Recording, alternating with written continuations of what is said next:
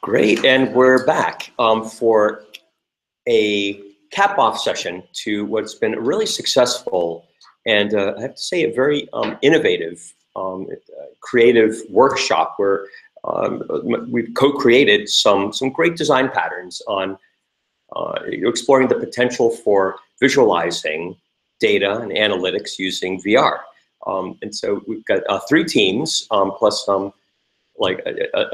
special guests who will just go directly to some report outs, starting with Before It's Too Late, Sloan team. So is Jen or Rick here? Why don't you come on up? I know ordinarily I blather on indefinitely, but let's come right to your demos. So, yep, come right up. Yep, I've got the unified slides. So assuming that you've got stuff in the slides, we are good to go. All right. So go here. Sorry. Here and here. Does this look right to you? Hold on. Is this it? Is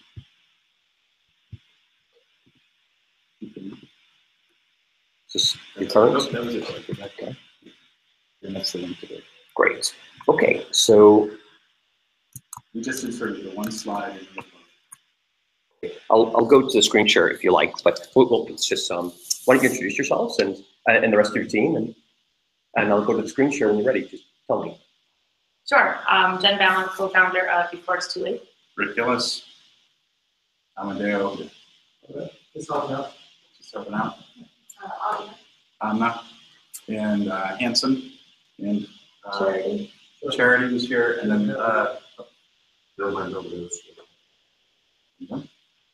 what's your project and what you do? Great. So Before It's Too Late is a initiative for climate change solutions through virtual reality.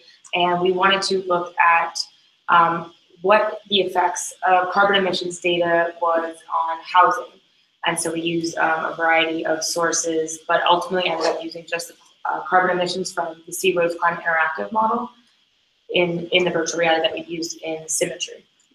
So we'd like to show that demonstration. Great. So this is a fictional scenario, but we wanted to see if we could do something that would potentially emote a response. Yep, and we assume the following relationship: that carbon emissions occur, sea level rises, the likelihood of floods increase, flood insurance increases, taxes increase, and we wanted to show that effect in virtual reality. Oh, and ambient temperature increases. Yes. Should I get the link? Yep. Great.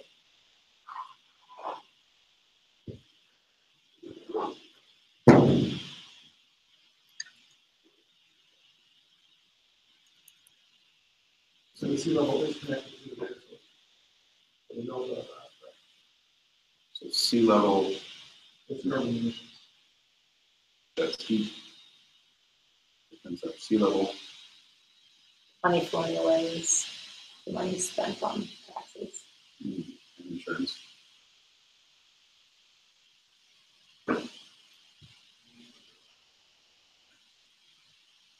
There.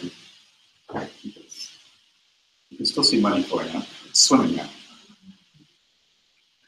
That's it. Okay. Great. So working demo. So can you talk to us a little bit about what we just saw and the import of it, and kind of what, like maybe extrapolate it to what you're trying to do? Well, so I would say we ran into the issue of how many dimensions of data can we realistically represent in what format, and that's going to take some time to think through. And so today we realized was not to try and do it all, but just to say, if we connected real data into these possible scenarios are happening in relationship to this data, what would it look like? And that's what we've done. Great. Okay. And so may I ask, so as you're looking at starting this company, when you get out of the business school and working with your partners, what challenges did you discover attempting to utilize VR for the purposes that you have in mind? And also, what opportunities Sure. I think challenges are just the massive amount of data that's out there, and the data exists in different formats. And so getting all that data into the right format that looks appropriate in virtual reality. I think the opportunities on the empathy evoking side and the current methods of climate advocacy are educational, but not necessarily emotional. And that's what we're hoping to change through virtual reality. But putting that data accurately in is going to be a huge obstacle. And the data needs to be real time, because if we're trying to change policy decisions, we have to show data that's current, because, for example, in Southern Florida, they're already doing things to mitigate and adapt to sea level rise. And so we need to make sure that the data is dynamic. So we're still going to work very heavily on the data acquisition side and implementation. Great. And then just so people have an idea, what were some of the data sources that you used? So you mentioned, you mentioned like sea level, and you mentioned a few things, but where did you pull the data from? And it seemed like you did a lot of work wiring things together. What was the data like? What did you use? The data that's actually used in the symmetry that we just showed is from C-ROAD. It's a climate interactive model that was produced by professors at MIT. We also were looking at places like Zillow for home values. We looked at the U.S. Census. We looked at FEMA. We looked at a number of other government data sites. We looked at the Realtor Association Research Center. We looked at the I think it's called the International Insurance Research Center data. So we found a bunch of sources of data, but actually tying them all together in a meaningful way, show multiple vectors all at the same time, multiple dimensions. It was too much to do in 24 hours. So we didn't use the other data in this, and that's why we've only on the sheet we only listed the one source. Perfect. Great. So let me just ask any feedback, any questions from anyone in the room? And if you want, let's say people who see this at MIT or further, or beyond, would like to learn more or actually jump in and help before it's too late, where can they learn more, and what can they do? Sure. Our website is vrbeforeitstolate.org, and can reach out to vrbeforeitstolate at mit.edu. And we can have that conversation. We are recruiting. We're working with students across MIT, Stanford, and University of Florida, Miami. Awesome. So I wanted to thank you again. This has been STAR team. The Sloan team has been terrific for this class. And thanks to you and Hanson and everybody. It's been great. You for that and nice job. Thank you. Thanks, Rick. Thanks, Rick. Okay. That's how you do it. Okay, so next up we've got ScatterViz, I believe, right? And so what we just saw was done in symmetry. You can see the tutorials online at Amadeo. This one is an A-frame hack, I believe. Okay, great. So if you could go to the Scratchpad, the current URL is in our section of Scratch. Okay, I will certainly do that. And then if you want to come and introduce yourself and who you are and what the hack was, I'll do this in the background while we get it started. Great. Okay. I'm Chris Lowry. I'm the user experience designer for the company Facility, and we specialize in A-frame and in WebVR. The thing about A-frame, which is enormous enabling technology for VR, is that it allows virtual reality experiences to pass over the internet through a new enabling technology called WebVR, which is not a standard yet, but it's becoming a standard. And you can take the same resources, the same 3D scene, and you can deploy it to HTC Vive, to Oculus Rift, and to Google Cardboard devices like this. The great thing about Google Cardboard devices is that they run on modern cell phones, and the viewers themselves run from $10 to $30. And in essence, if you can keep your scene light enough, if you can essentially keep the polygons down and the texture sizes down, you can deliver somebody a VR experience that they can look at and interact with, and really immerse themselves with on a cell phone. And so this means that it really enables a low end to virtual reality, which has never before existed. So the scatterplot, ScatterViz, what we were trying to do is to take some of the enormous quantities of publicly available information, civic information. We specifically took data from the Cambridge census, going from the years 2005 to the year 2015, and we applied that to a 3D scatter plot that is, as I said, coming over the web into A-frame. So I just like right-click on this and open it. Great. Local host. Oh, that's localhost? Well, let me correct that.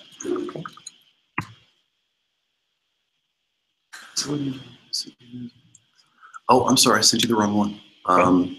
Then just a sec. Great. URL. Right. And you're going to plug it into this one. Yeah, absolutely. No. No, you can't.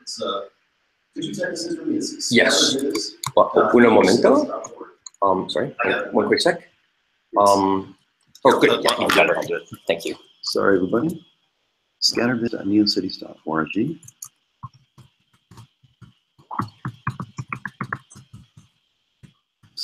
Census. No.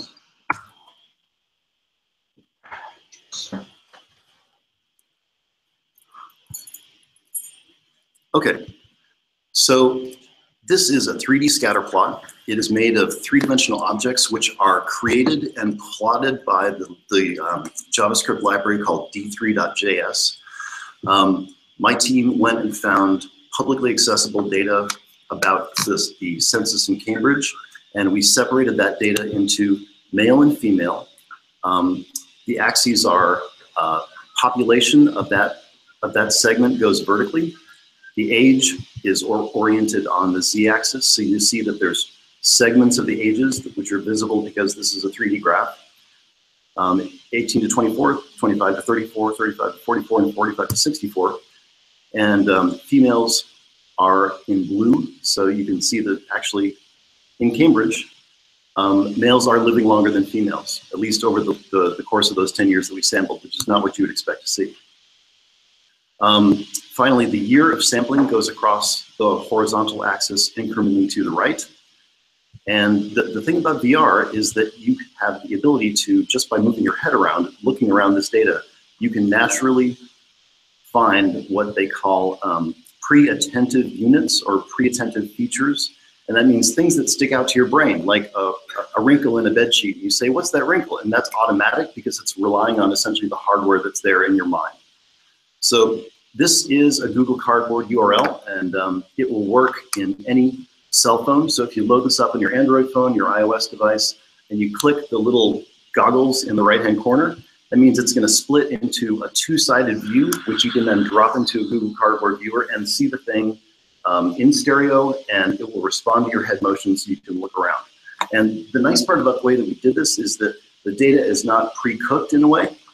Because we are using the standard CSV format, we can set this up as a service on the City of Cambridge website so that whenever they refresh the data, or if you want to select new axes to the data, if they want to populate it with different data, then that can happen live and it can be transmitted through their website. So I think this demonstrates the potential of a new way to visualize data, which is all over there in the world. I mean, and everybody is interested to see into the future a little bit.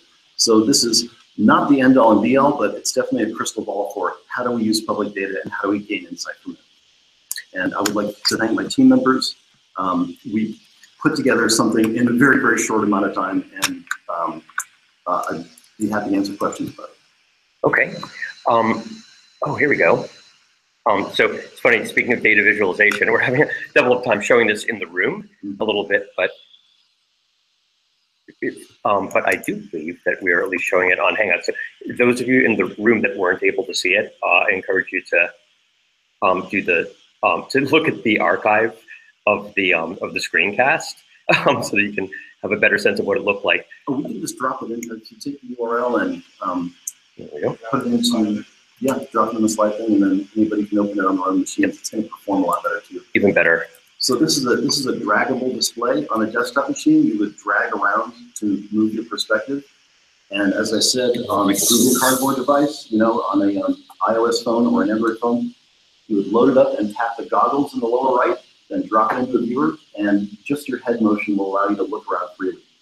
And at the bottom is a nice NASA satellite view of Cambridge that was found by one of our team members who has been assiduously looking to get us the best graphics that we can use for environments. Was that the law librarian or? Which one was that? I'm just curious. It doesn't matter. Never mind. Okay, so pretty good, I have to say. So hacked on the fly, and there was like trials, there's tribulations. There was like cross-team, helping. So nice job on demonstrating how we hack, and also on trying something new with local data. So any kind of questions or thoughts or comments on that? What was the phrase you used? Pre-intended features. Pre-intended features. That's right. Those are things that your the visual cortex notices and then makes available to your mind, your consciousness, without any effort on the part of your mind. So if your mind is full of details already, this provides you with the idea that this VR can enhance what graphs normally do in data visualization, which is to suggest small differences and bring them to your attention so that you can apply your mind to them and see if they mean it. Just one thing, can you say a little bit about what's next? So you're, in a sense, our ringers here, thanks to Amadeo from Symmetry, who was in touch with your team. We were able to get connected, and in your email you said, yeah, my team thinks about how to display data in VR a lot. Can you just give us a little flavor on your way out of like what's on your horizon, what's next for visualizing data and working with data in VR? Well, actually, I would say that our experience is mostly in creating VR experiences. So more like exhibit design, galleries, presentations, education materials, not things which use a lot of data. But after getting this exposure to D3.js and seeing how easy it is to take raw input data and turn it into a 3D experience with huge amounts of control over color, shape, form, we're going to be doing more data. Here. Great. Okay. Well, good stuff. Really glad that you're here hacking with us. It's been great. Thank you. Let's make it. Let's do this more regularly, shall we? Perhaps we shall. Okay. Thank you. So there you go. Scattergram visualization VR. Awesome. Okay. So I believe we're ready now for education. So great. And Stephanie, I think you're on this team, so you might want to come off mute. Yep. And I'm gonna just aim it this way so people can't see. Oh. But great. Because we can't see it on the display. We can't. Okay. But we can see it on this display. Well, that's okay because the links are in the slides. So if I can see the slide deck. Okay, I'm going to go right to slides. Right through. Okay. And the slides are here.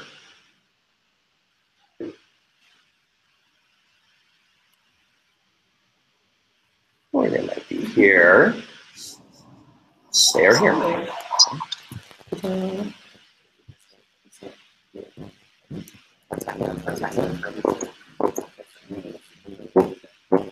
Okay. You want to go right to screen share? Well, you don't have to. Yeah. Okay. So. Actually, yes. I take it back. No problem. Probably just easier. Okay. Here we go.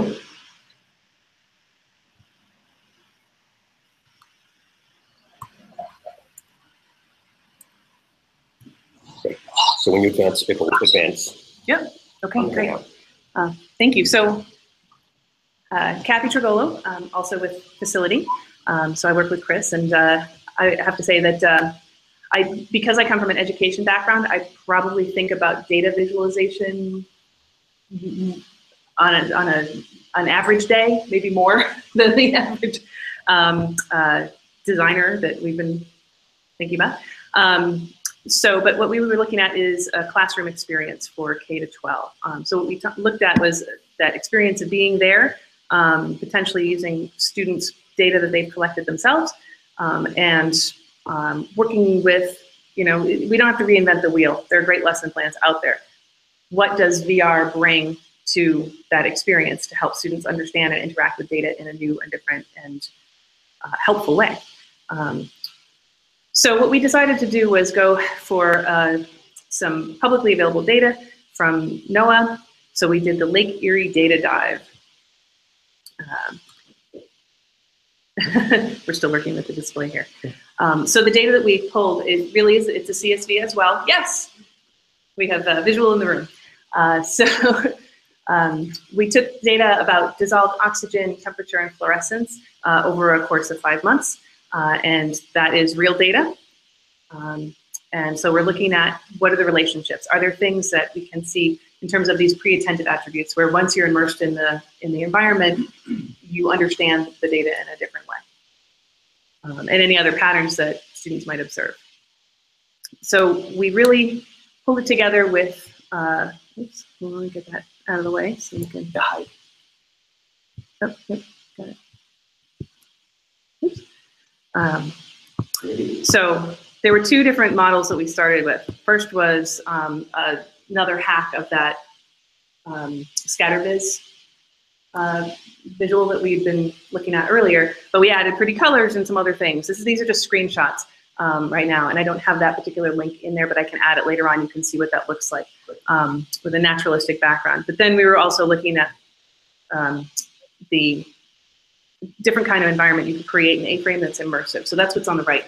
And that's based on Don McCurdy's work, and we added a little bit. But it is a cardboard-enabled environment. So again, you click that cardboard button, and it'll break into stereo. You put it into your cardboard viewer, and you can move around in the world. So you can move your head and see different angles, but you can also move forward and backward using that circle cursor that's in there. I'm going to go to the next slide. This is actually linked to what we pulled together. So what's the, I can show you this.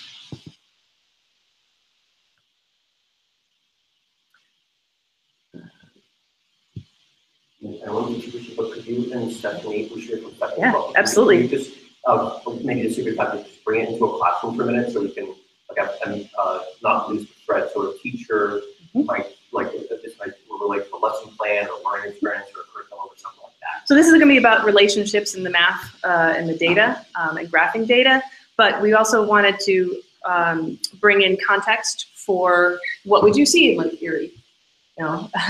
And what you're seeing up here is, hold on, I have to move backwards. It's a little tricky in this environment, you know, because the desktop isn't as, right. It's not, it's designed to be able to work in all of them, but here we go. I'm not used to your mouse, your trackpad, sorry. It'd be a little easier if I was doing that. All right. It's really, and it's such a great learning moment, by the way, in terms of we're doing a class and a group exercise on VR, and really the best we can do right now for code browsing experience is flat, barely working, like HDMI and 2D. So, you know, there's a lesson right there in terms of writing it. Like, why don't we all have, why aren't we doing this kind of problems together? But anyway, you're doing a really good format, showing us what you can of the experience in this format. And we also, so we want to link the other contextual data to the environment. So you can see up above, it's a little hard to see, but if you can see it on your computers and not my bad tracking on the trackpad, there is a native fish model in 3D. And it can be linked to the depth at which that fish would be living, which is linked to the y-axis on the data. So Stephanie, do you want to talk a little bit about that? And yeah, I'll mute it again because someone. Okay, so you were. Whoa, do I sound like a robot? You're a human robot. Human robot, but you're good. Okay, cool. And you wanted me to talk about the y-axis? Just yeah, so how.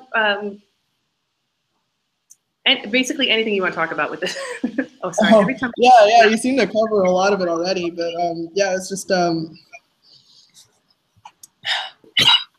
Yeah, I didn't really do much of the programming aspect of this. I think that was covered by my new friend Dan. But yeah, we were focused on, or at least I was kind of focused on making the environment more like friend. I don't want to say kid friendly because it's like always going to be kid friendly, but just more engaging. And I think like a lot of what what was going on, at least on my side, was just fixing a couple of things. Sorry, there's like a massive truck coming by. And so, Stephanie, one thing is you're an ace in the hole in one way, in that we want to have a thread. I think I'd like to have a thread here in the law.mit.edu program related to education and related to public education in particular, and leading up to a hackathon here that's going to happen on Earth Day weekend in April with the Brookline Public Schools and a VR lab, or civic VR lab they have there, looking at prospects and a potential for use of VR in the classroom. And so much of what kids have to learn now is working with data at computers and analyzing, using these knowledge worker skills. Like you're among all of it. Well, for me, it seems like you've got some good experience, like teaching VR to youngsters, and some of that was brought in to this hack together. Do you just have any insights you can impart, or problems, challenges, prospects, or like the things to try to do when we're introducing these skills, data, VR, and education, like the pedagogy, curriculum, anything like that? Talk from your experience. Talk from my experience teaching. Yeah, crap, sorry, I can't really like this scrungly noise. But yeah, crap, I guess I can go over what. So one thing I was going for, as opposed to, it wasn't, I didn't mean to stump you, sorry. But like when I was thinking, the explicit was like, could you just like share with us like I thought like moving, like recollection you shared with Kathy and I about one of the teaching that you did with some students in a workshop, I think it was, or hackerspace. And then some of them that came back to you like, a week or two later, and they just kept working on the project, and you showed us some of them.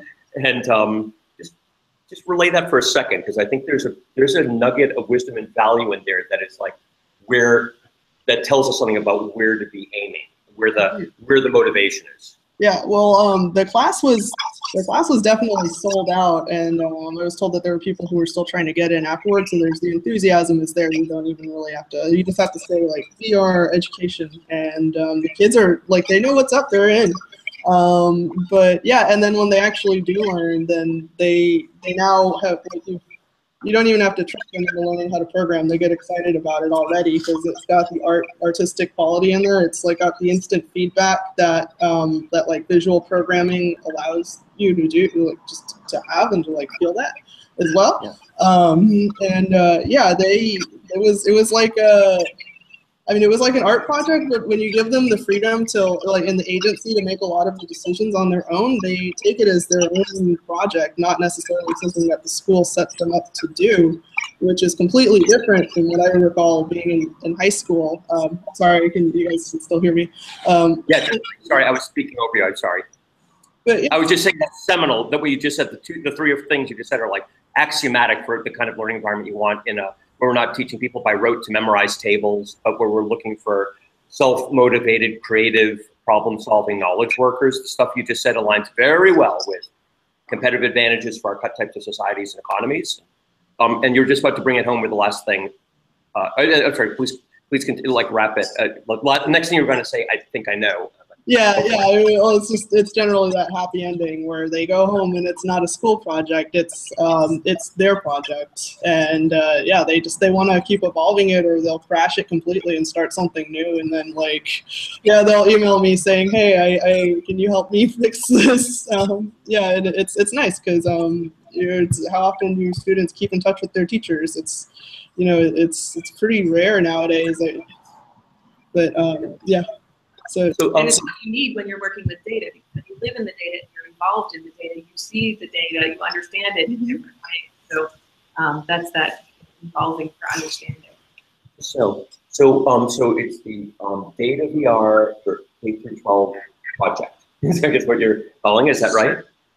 And great. So nice job for you guys. Really, like you got working data. It's operating, and it really did uncover some key things. So I want to ask if we can. The next.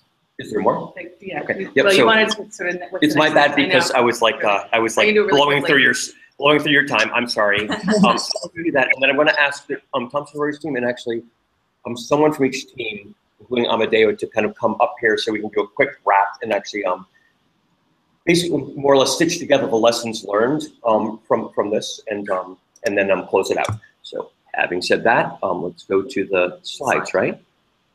And I'll get there for you. And I think we go like this, go like that, go like that. Okay, so that's where all the various project resources are. I'm just going to blow right through that. But we did set up a GitHub repo for that. We'll see that as well. And then so the next steps are really thinking about the artistic aspect of it. We wanted to do a bar visualization that reflected the tools that you use if you were doing water sampling and really bring that home for students. And then looking at those pre-attentive attributes and the processing. So that's the big stuff. Some other information that's on there. And then this week, I just want to give a shout out to Dan Penland from Facility who helped us with the back end. He was really instrumental for us getting a working demo together today. And he's on your team. And he's on our team, so Chris, Dan, and I work together. Thank you, Dan. And then I should just ask any questions or on what we just heard at all? I have some. Okay, so let's gather up behind here, everybody. So, and Stephanie, stick with us, please. We're going to wrap it up. And let me get off of the screen share. Clicking the button. Good. Okay. Okay. Great. You guys in? So, by way of anyone would like to come is welcome. So, first thing I want to say is I want to thank the Thompson Warriors team who came to hack with us today, and they brought pizza. That's one thing you can't hear online. That's what I was like, thank you. That's right. And they also brought a coherent, at least plausible reason why we're doing DataVR in a computational law course. So we hacked on legal analytics today, and so what I'd like to do by way of wrapping up is to just share very quickly what we hacked on, and then to just open the up what can we do by way of visualization. It's fairly dense kind of topic, fairly dense, complex data, in order to make it actionable, understandable, to really to make it as valuable as possible. So if you could say that, then I wanted to take that opportunity to highlight 3, 4, 5, I think valuable things that we surfaced over the last couple of days about the problems and the prospects of using VR for database. So can you please introduce yourself, and then what did we hack on today, and maybe just open the door to what would it take to visualize the successful movie. Sure. So I'm Brian Romer. I am the data lead at Thompson Warriors Labs. We're a relatively small data science team inside of a gigantic global B2B information services company. So we do have an entire legal business unit. We do a lot of stuff in legal, Westlaw. My team is tasked with doing analytical, predictive, data science kind of things on top of that to be competitive. Figure out the next thing. So the data that we're looking at today was terms of contract. Yeah, terms of use and terms of conditions. Basically, the click to agree stuff at the bottom of the page for so services that you can only get Snapchat, like that. Things you just click on and say agree, agree. SaaS on software as a service was what we did. And we got like 50 of them. Yeah, so there's a whole bunch of them, and they won't all line up exactly, and they have a lot of features to them. So we're trying to extract things like locations and headquarters of entities. If some of these things you can get access to, and we're thinking through how to make this useful. It really boils down to purpose, and engineering backwards from that. So we try to pick some of the lowest hanging fruit.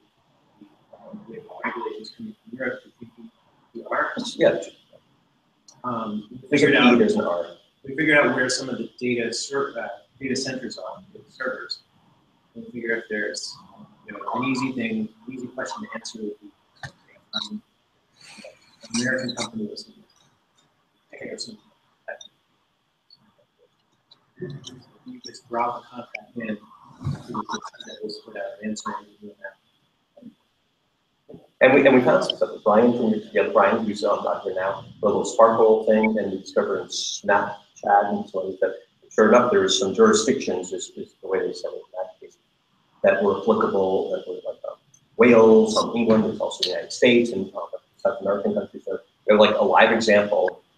In like just 7 months, we'll be getting really complex next generation privacy, personal data regulation, sun rising, becoming active, enforceable law in Europe. Boy, I know if I was still practicing law, working in a company, I would want to know quickly how many of my business relationships on my data, how many of my rights and obligations are subject to that. Ordinarily, I guess I'd have to like print out a bunch of contracts and highlight things and have a bunch of meetings with people to find out where our relationships were. Really useful to be able to just dump them into a parser. And then, but now let's go to the next thing, which is, so how do you, okay, dump the parser and what? Like get like a string of hexadecimal code, like, and then get what out of it that would be, that we could understand quickly and that we could work with in a way that maps to our business. So what are the challenges to visualize? And then let's use that to crosswalk to some challenges and opportunities with VR. But what would you ordinarily do? Visualization is your game. How do you do it? Well, again, it's figuring out what the end use case is going to be. Your end use cases, getting enough domain knowledge to way around, not know who to talk to and questions, and distilling out. You're going to have more features, more dimensions than even 3 dimensions than you have available to trade things. You have to create a hierarchy. What is the most important information? And use the big channels that are primarily important to kind of processing to encode those marks. But there's no straight formula for it. A lot of process figuring out the right. They're here. So that's a lot of wisdom there. Just to highlight 2 or 3 things, and then I'll crosswalk it to VR, and then I'll go home. So one thing that you highlighted was you need to reduce the data. It is like the shorthand for it, like reduce the number of dimensions of the data in order to visualize it, like in something like a bar chart, a scattergram, some data visualization tool. Number 2, that it's a significantly manual, almost art, like a craft and a skill and talent based as much as a kind of like cookbook or color by the numbers, kind of like a machine process right now to get that, because it has to do with perceptual and the very idiosyncratic things. Very, very important stuff. And so now as we start to look forward to the possibility of utilizing VR because of like this property of having big breakthroughs with processing and with technology such that we have like things like A-frame and software, in fact, we have laptops now to drive and to create these environments. And things like Google Cardboard, $10 or less, where really everybody could have them, significantly all businesses and so much of the population. One thing that comes to mind is, could we reduce the dimensionality less of data by leveraging the additional dimensions, literally, that exist in VR? That is one thing we'd like to explore, and I think the answer is a conceptual yes from the projects we had, but we hadn't yet proven that one, as I've been trying to keep score in the back of my head. But that was one seminal thing. The second one, I'm a small star for that. And the star is there is such a thing in 3D as non-Euclidean rendering, which means Escher-like spaces, spaces that don't apparently make sense, but to the human eye, artistically, can communicate more dimensions than would logically be displayable in Cartesian coordinates. But did we demo that? We did not, but I can show you a couple of examples. But so I guess in the last couple of days we did still open it, but let's put that on our hit list because I'm actually generating a list of things I'd like to follow up with people that are willing to keep hacking after this class, and that's one of them, because it seems like that's the first thing that came to my mind is we ought to be able to use unique properties to not have to reduce dimensionality as much. Some it's literal dimensions, some of it may be more softer. Okay, and so the other thing is, there's a quantitative, sort of like almost like a hard science dimension to showing like, I don't know, like 3-dimensional or like acres of bar charts maybe. Like could you just show more than you could show on a 2D screen by like looking further at fundamentally the same kind of visualizations and really extruding out the dimensions in the 3D. But then there's another thing, which is less, it's not necessarily, which gets to the emotional and evocative aspects of what is possible in 3D. That's where I want to say I feel like we did demonstrate something unique. I don't remember seeing like a Excel analytics pack or like an R script that was like known to evoke emotion before. It's like not really in the wheelhouse of like analytics right now. Maybe like some highly stylized infographics and so forth, but now we're in a different science or a different field.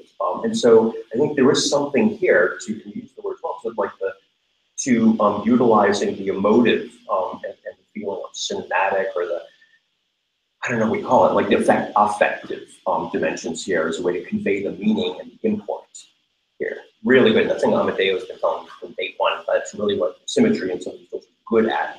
Designing game and entertainment and other spaces, art spaces for. You know, I was surprised, but I'm happy to discover also for quantitative sciences and for conveying data and information, also very useful. And then finally, I wanted to point out that we're looking for design pattern or things like a common repeatable range of things where if you we have something that's hitting in VR for display working with data, can we make that a repeatable thing that people in the future might know with these highly accessible tools and displays that they can, if they have this kind of data and this kind of format and structure, that one of the things that they have going for them is they could look at and explore and work within VR. I think that we made some like an asterisk, but like some progress there as well. And then the three things that I point to are A, the range for your tool, the scattergram tool, and that your team was looking for. And I think it was like you're looking for, you say it again, a certain number of features and events, and you have like a glide path. You remember what I'm talking about? Let's see, were we talking about just the pure axes of the data that are there? Like population, year, and well, we can slide it on the report out from yesterday, but Elliot, the law librarian, yes, highlighted it. So you're looking for like people to make it an understandable space that people could work with. 200 events and a certain range and certain parameters seem to make sense. And it could be like Cambridge City data today. It could be other data tomorrow. Yes. But that seemed to be a repeat, like I don't know, like the parameters in which something is working pretty well in VR. Really great. I didn't know if we would hit that or not. And then to just the second thing I would point out is really great prospects for. I wish you guys had seen this yesterday, and I wanted to stay in touch with Amadeo, but really great prospects for what you're developing in symmetry with a way to analyze the signal of the data and set some of the parameters from raw data into a way that could then go into a data model widget, which basically creates the VR environment. And I want to at some point refactor the A-frame hack into symmetry and then to see what are the implications for maybe tuning like a preset config of your data signal and your data model. So we just dump CSVs and dump JSON objects in there and automatically create the spaces of the type of that Chris was able to achieve with Cambridge data. Am I tracking correctly? Great. So all in all, I'm going to say this was awesome. So I think before we close it out, does anybody have any final either questions or comments or things that you got to get, or you want to get in for the record? I think it'd be great if we formalized a repository for open source data that we can use for this. So as we're experimenting, here's some theme sets that we know we're good to use. Because what we found was so much data out there, but in fact, when we really got into it, how some of it was structured or not structured meant that it was not as really useful as we'd like to for the VR. Okay. Does anyone already have one of those? there are many public repositories for open source data. I mean, not as many as we would like. Right. And not many that would drop directly into symmetry or into the A-frame. I just mean for our Create a new. So I can offer one that I've been just sitting on for a while, and I'm happy to donate it right here on the record. It's github.com/mass data. And then you could make, that's an organization, and I can make everyone admins to. And it suggests Massachusetts, but also suggests like massive, and it's data, and then, and maybe the thing that you just agree that we use repos there for is data and data science and visualization analytics intended for expression in VR. So we can maybe start having a place where people can share. And there are so many people working on this. Like you thought of some folks in the A-frame community and others that are making strides. It would be great if we could build some community and have some repeatability. And maybe we all can put some of our hacks that we did, you know, this workshop in there as well. So I'll make people admins of that. And good insight. And so anything else? I'd like to say just one thing. Okay. Number Last one, thing, Chris. the person on blockbuilder.org who came up with the scatter graph component in the first place, his name is Bryak. And so this whole process is really dependent greatly on the fact that one person was generous enough to build this A-frame component that we could all then extend and play with. The second thing is this stuff is new. It is not always working correctly. And even more so than in a typical hack, we had to get on the same screen. We had to get coordinated on the same versions of software. We had to agree on exactly the components that we're moving into the data and what we wanted to do. I mean, I'm sure every group saw this. You have to work really, really closely and make sure that you're operating on the same variables. Otherwise, there's kind of an explosion of it doesn't work and I don't know why. But it can work. It can and does work. Right. Get everything together. Great. So early days, you know, more conventions to be worked out over time, and I'm going to call this a success. So thanks again, everybody, and we'll see you online. And for those of you interested in the course, go back to law.mit.edu, and you'll see the new syllabus for the computational law classes Monday and Tuesday of next week, January 30th and 31st. We'll have some Thomson Reuters people and some other folks back to hack along with us on that stuff: contracts, identity, assets, blockchain, the law. Oh my! So thanks again, everybody. Happy hacking. See you online.